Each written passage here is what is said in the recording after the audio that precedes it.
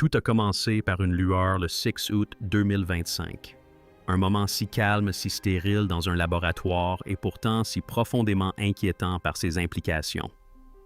Le télescope spatial James Webb, l'observatoire le plus puissant de l'histoire de l'humanité, a été contraint de passer en mode d'urgence. Non pas à cause d'une supernova ni d'un trou noir, mais à cause de quelque chose de bien plus proche et de bien plus terrifiant, une comète, ou du moins quelque chose qui y ressemblait. Désigné comme 3E Atlas.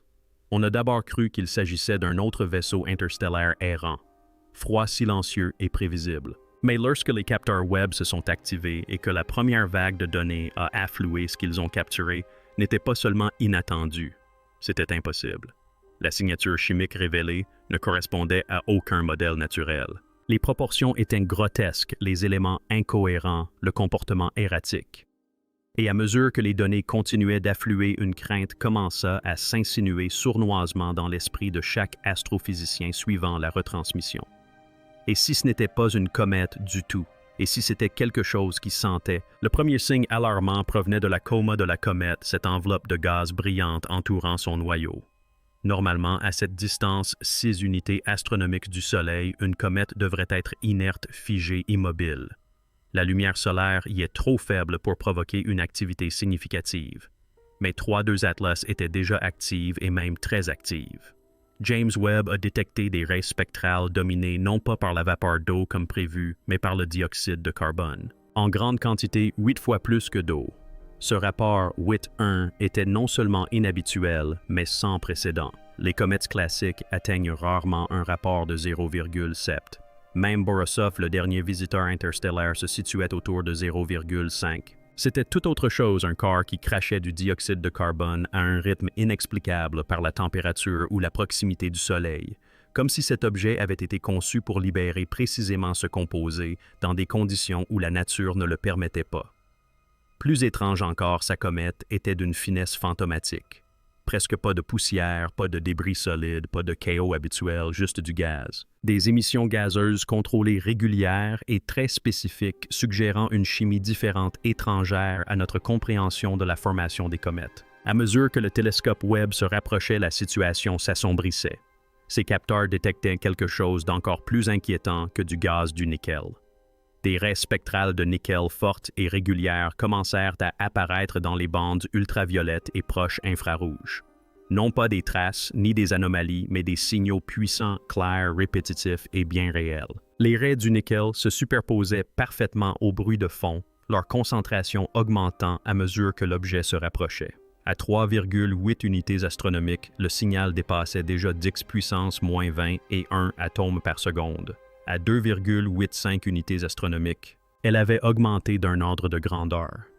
Mais le plus choquant n'était pas la présence de nickel, mais ce qui manquait, le fer. Sur tous les instruments du réseau au très grand télescope en passant par Gemini, le fer était absent, indétectable, inactif. Aucun signal, aucune trace, même pas un bruit de fond. Et ce n'est pas normal. Dans toutes les comètes et météorites naturelles jamais observées, le nickel et le fer sont indissociables. Leur rapport est étroitement lié, une part de nickel pour 15 parts de fer, et ce jusqu'à présent. 3 Atlas ont enfreint cette règle de la manière la plus brutale qui soit. Le nickel y était plus de 40 fois plus abondant que le fer. Aucun processus naturel connu ne peut engendrer une telle séparation. En laboratoire, séparer ces métaux exige de l'énergie des machines et une intervention humaine. Et là, dérivant silencieusement dans l'espace, se trouvait un objet qui accomplissait cette séparation passivement, ou peut-être pas du tout. Avant même que les signatures chimiques ne soient entièrement décodées, quelque chose d'autre a attiré l'attention du réseau de suivi de l'étoile panstellaire. L'astéroïde. 3 Atlas accélérait, mais pas comme une comète, ni sous l'effet du rayonnement solaire ou de la pression. Il était trop éloigné du Soleil et trop froid pour que les jets de sublimation puissent générer une telle impulsion. Pourtant, en seulement 72 heures, sa vitesse a augmenté de 0,12 mètres par seconde carrée. Ce chiffre peut paraître faible, mais pour un corps de 11 km de diamètre, soit la taille d'une ville, une telle accélération est considérable. C'était comme voir un paquebot prendre de la vitesse au milieu d'un océan d'huile sans moteur. Le changement n'était d'ailleurs pas progressif. Les analystes ont observé des micro-sauts, des scintillements saccadés superposés à la trajectoire principale, comme si quelque chose à l'intérieur de l'objet s'allumait et s'éteignait sans cesse. Les tentatives d'explication par dégazage, fracture de la croûte ou vent solaire ont échoué. Aucune ne pouvait reproduire le rythme. Aucune ne pouvait expliquer la régularité car elle était bel et bien régulière. Toutes les 7,2 heures, l'Atlas à 3 yeux s'illuminait brusquement de façon prévisible comme un phare. La courbe de luminosité n'était pas chaotique comme celle de débris en mouvement. Elle était d'une précision d'horlogerie. Certains évoquèrent une surface plane captant la lumière du soleil. D'autres proposèrent une structure creuse en rotation. Mais une chose était claire, ce n'était pas une roche. C'était un objet en mouvement précis. Et c'est là que la science commence à vaciller. Car lorsque toutes les autres hypothèses sont écartées, lorsque la sublimation, le hasard et les structures chaotiques échouent, il ne reste qu'une possibilité que personne ne veut envisager. Cet atlas à 3 yeux est conçu, construit, fabriqué. Peut-être pas intentionnellement. Peut-être s'agit-il de débris. Un fragment. Un vaisseau abandonné d'une civilisation disparue avant même que la Terre ne se couvre de forêt. Mais peut-être est-ce pire encore. Quelque chose de vivant. Une sonde toujours active. Un mécanisme qui réagit encore. Un système qui nous observe et qui nous est indifférent. Un système qui suit une trajectoire non pas dictée par la nature, mais par une conception délibérée.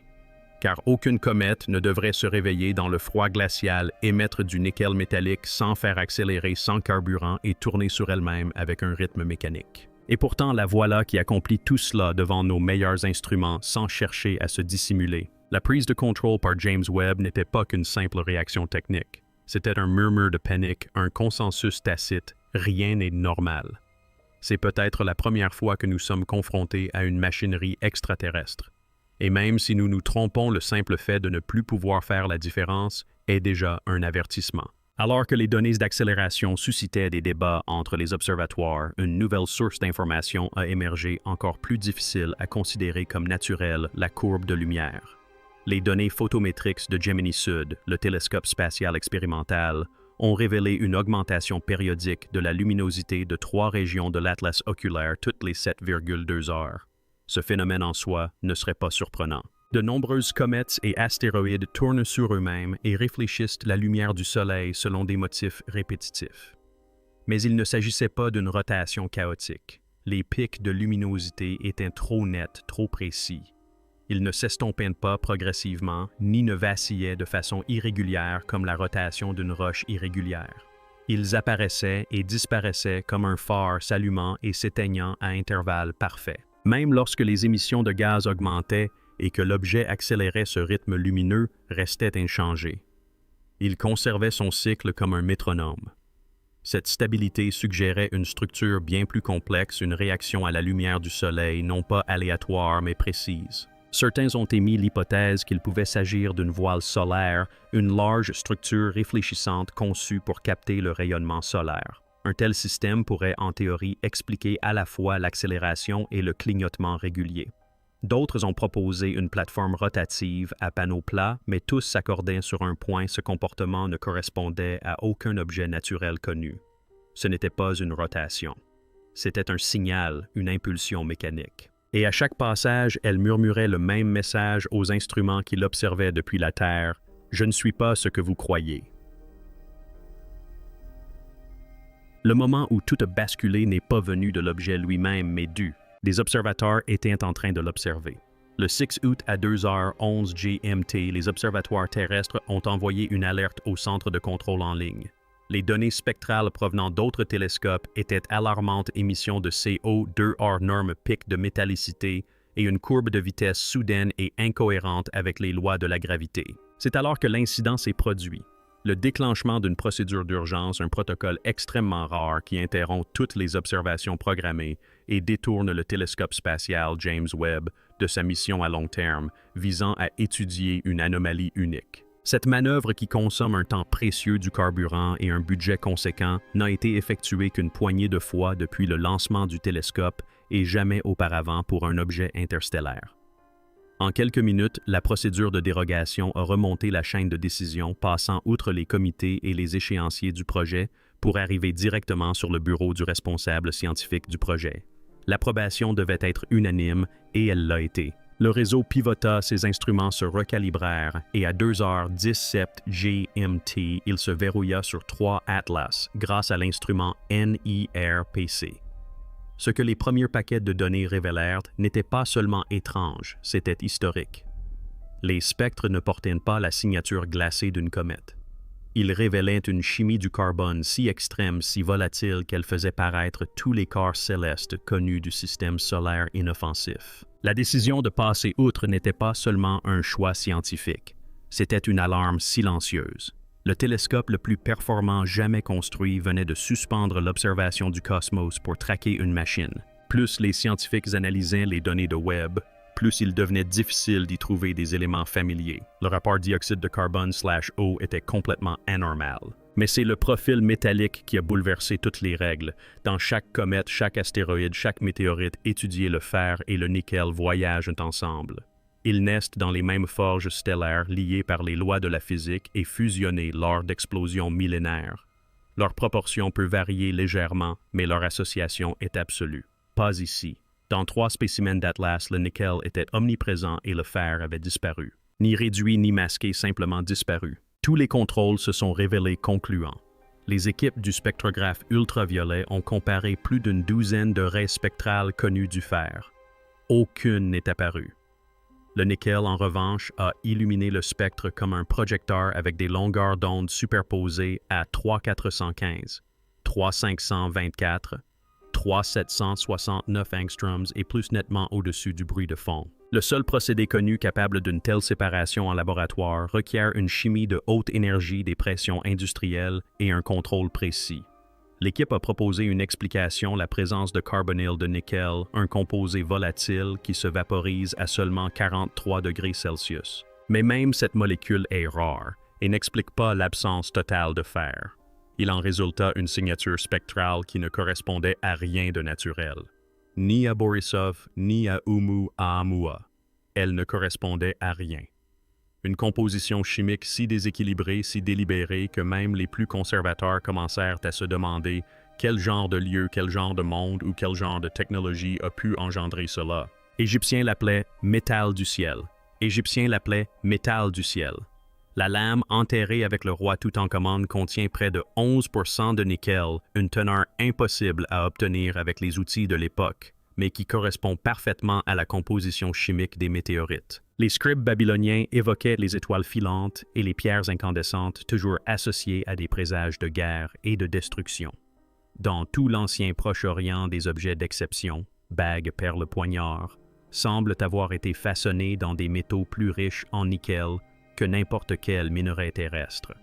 Des métaux qui tombaient, qui brillaient et qui inspiraient autant d'admiration que de crainte. Et aujourd'hui, en 2025, nous scrutons à nouveau le ciel et y découvrons la même signature, une forte teneur en nickel, une absence de fer, une origine inconnue. Le motif de Widman, ces bandes cristallines que l'on ne trouve que dans les métaux formés dans l'espace, est gravé dans des reliques plus anciennes que les villes elles-mêmes. Historiens et physiciens s'interrogent désormais, personne n'a jamais osé. Et si ces artefacts n'étaient pas de simples fragments météoritiques, mais la preuve d'un contact? Et si ces métaux n'étaient pas de simples débris stellaires, mais des fragments d'un objet antérieur déjà passé à proximité? Et si 3 Atlas n'était pas une simple anomalie de plus, mais le prochain chapitre d'un livre très ancien que nous avons à peine commencé à lire? Alors que les scientifiques poursuivaient l'analyse des émissions riches en nickel et en C, O2, un chercheur du Caltech, a remarqué un phénomène inquiétant dissimulé dans les données thermiques. Dans les signaux lumineux de 3 satellites Atlas se cachait un rythme électromagnétique subtil mais constant, une impulsion de fréquence trop régulière pour être aléatoire mais trop faible pour être émise intentionnellement. Les capteurs du réseau l'avaient enregistré mais l'avaient d'abord attribué à un bruit de fond. Ce n'était pas le cas. Lorsque les données d'émission furent sonifiées, converties en ondes audibles, elles révélèrent un rythme répétitif. Ni musique ni langage, mais quelque chose d'encore plus troublant. Une cadence mathématique des intervalles premiers, des rapports de Fibonacci, des harmoniques géométriques qui faisaient écho à des structures présentes dans l'ADN, la croissance cristalline et la conception de l'architecture antique. Le signal n'était pas assez puissant pour se propager dans l'espace, mais suffisamment pour être perçu par tout observateur à proximité. Autrement dit, c'était une trace, une sorte d'empreinte cosmique inscrite non pas dans les ondes radio, mais dans le comportement même de l'objet. Et si nous pouvions l'entendre, d'autres le pouvaient aussi.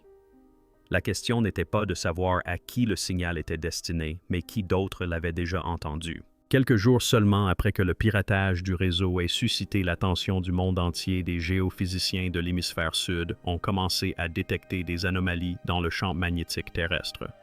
D'abord considérées comme des fluctuations dues à une faible activité solaire, leur origine est devenue de plus en plus difficile à ignorer. En plusieurs endroits, en Antarctique, en Argentine et en Australie occidentale, des impulsions ULF ultra basse fréquence identiques ont été enregistrées espacées de 7,2 heures, correspondant exactement à la périodicité de la courbe de lumière de 3 satellites Atlas. Ces pulsations ne suivaient pas le schéma des tempêtes solaires ni des éclairs.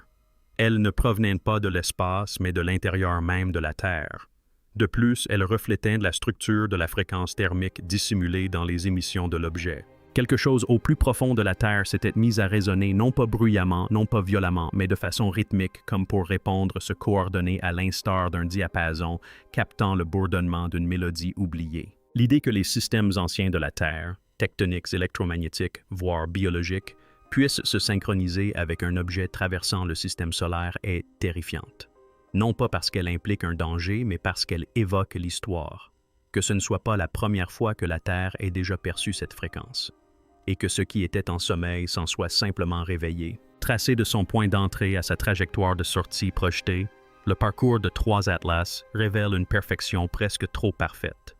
L'objet ne se contente pas de se déplacer dans l'espace sous l'effet de la gravité. Il navigue. Il esquive. Sa trajectoire évite tous les corps majeurs du système avec une précision remarquable, se faufilant entre les puits gravitationnels comme un vaisseau spatial suivant un parcours préprogrammé. Comparée aux trajectoires cométaires naturelles chaotiques déformées et soumises à une forte réactivité gravitationnelle, cet objet se comporte avec une intentionnalité troublante. Dans des simulations, des astronomes ont intégré les données de 3 atlas oculaires dans des modèles de trajectoire utilisés pour les manœuvres de fronde planétaire du type de celles employées par la NASA pour planifier les missions interplanétaires. Le résultat, une correspondance à 92,6% avec les trajectoires de vol prévues. Puis un phénomène encore plus troublant est apparu. Prolongé dans le temps, sa trajectoire traverse un étroit couloir spatial juste au-delà de l'orbite de Saturne. Certains y voient l'emplacement d'un hypothétique point d'apesanteur gravitationnelle, voire une vaste porte d'entrée vers l'héliopause externe. En bref, l'objet ne dérive pas. Il s'éloigne, et ce avec une coordination jamais observée dans aucun corps céleste connu. Le calendrier, le positionnement, l'accélération, tout cela indique non seulement un voyage, mais aussi une navigation, non pas une découverte, mais l'exécution d'une mission. L'une d'elles, semble-t-il, est presque achevée, puis tout est devenu noir. Alors que James Webb s'apprêtait à effectuer une nouvelle série de relevés à haute résolution, au moment même où l'objet passait à moins de 2,5 unités astronomiques du Soleil, les émissions de 3 atlas oculaires, tant chimiques que thermiques, ont commencé à s'estomper. Les raies spectrales du nickel ont diminué d'intensité. L'émission de dioxyde de carbone a ralenti. La courbe lumineuse périodique s'est aplatie. Puis soudainement l'objet est passé sous le seuil de détection de Webb. Non pas à cause de la distance ou d'un obstacle, mais parce qu'il avait complètement cessé de briller. Il ne s'agissait pas d'une extinction naturelle, mais d'un arrêt brutal. Tout comportement observable a cessé en l'espace de 11 heures. Des instruments du monde entier l'ont confirmé, Gemini Subaru, le très grand télescope. Même des télescopes infrarouges terrestres au Chili ont enregistré le même phénomène. 3 atlas s'étaient éteints. Le silence fut immédiat, délibéré presque comme un camouflage ou pire comme la fin d'une transmission. Car si 3 atlas avaient transmis, émis et réagi jusqu'à présent, peut-être ne se cachait-il pas. Peut-être cherchait-il, s'activait-il, testait-il.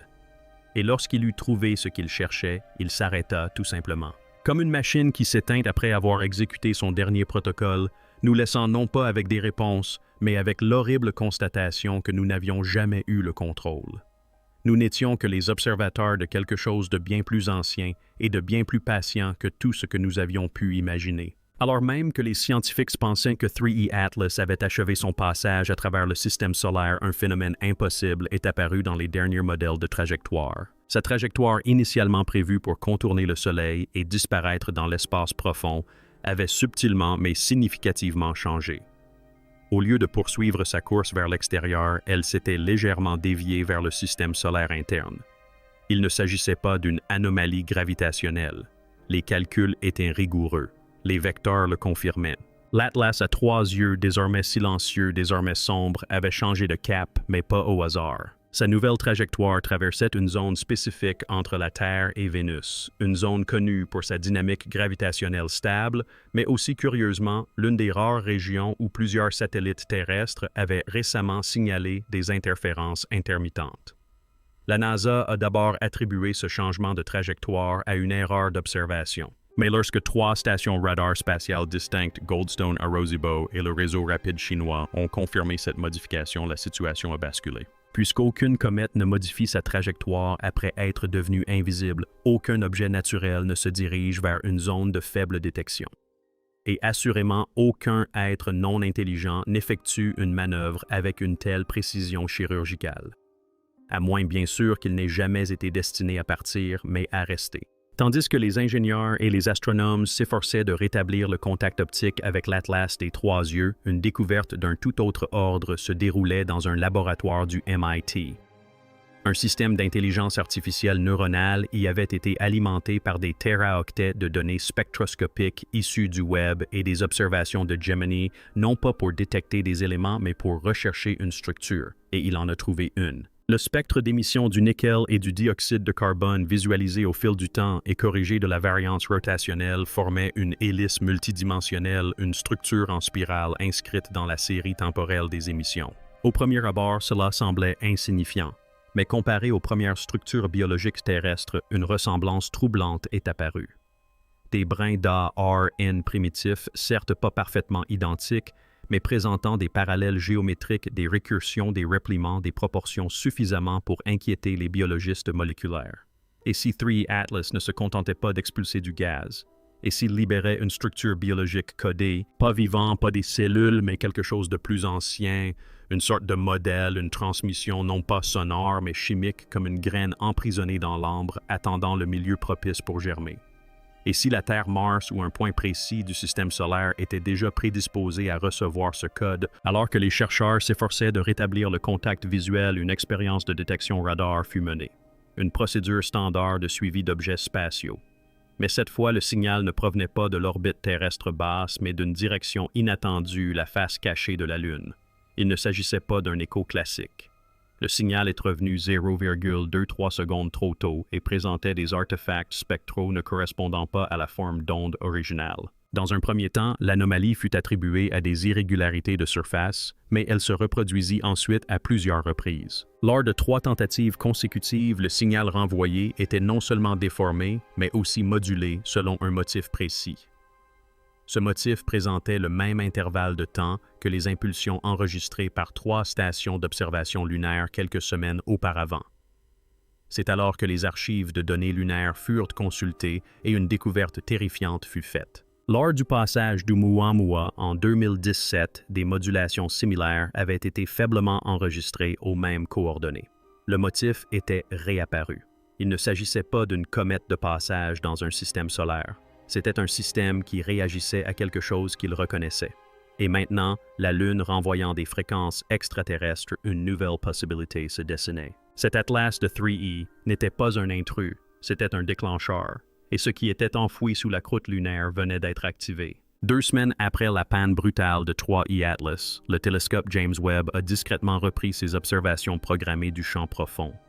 Mais quelque chose avait changé. Plusieurs cibles quasars lointains et exoplanètes présentaient des anomalies de fond, non pas dans les étoiles elles-mêmes, mais dans le milieu interstellaire. Faible variation rythmique de luminosité, flux de basse fréquence, synchronisé. Ces anomalies formaient une série répétitive, 7 impulsions suivies de silence, puis 7 autres. Alors que les scientifiques analysaient ces événements à travers les coordonnées galactiques, ils remarquèrent quelque chose d'inquiétant. Chaque ligne de visée traversait un couloir aligné sur la trajectoire de 3E Atlas. Conclusion. Three Eye Atlas n'émettait pas simplement un signal.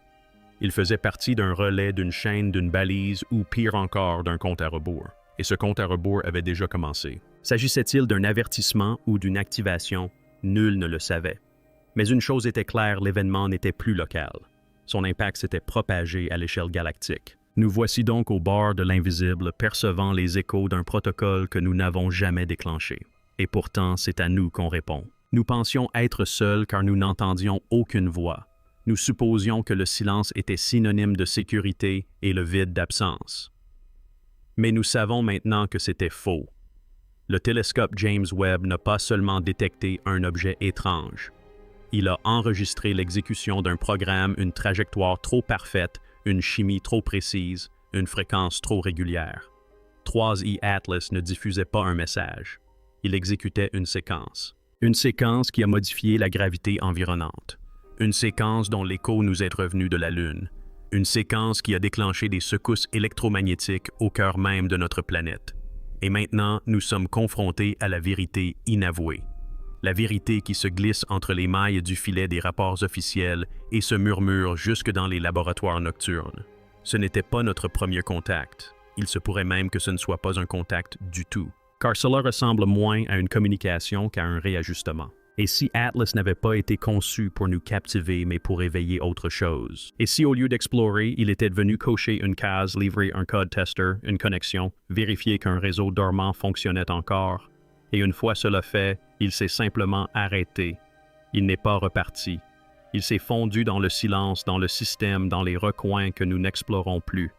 Et c'est là l'horreur ultime. Non pas d'avoir vu quelque chose de vivant, mais d'avoir été témoin de la mécanique d'une chose bien plus ancienne accomplissant une tâche que nous ne pouvons même pas commencer à comprendre. Et maintenant, quoi qu'il arrive, ensuite son cours a été mis en branle bien avant que nous construisions notre premier télescope. Abonnez-vous car le prochain objet ne vous préviendra pas. Il arrivera tout simplement. Activez les notifications pour être informé dès que le ciel répond.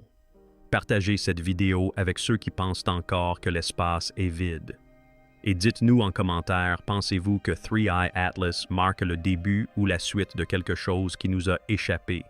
Car parfois, les découvertes les plus troublantes ne sont pas celles que l'on voit, mais celles qui attendaient que l'on ouvre les yeux.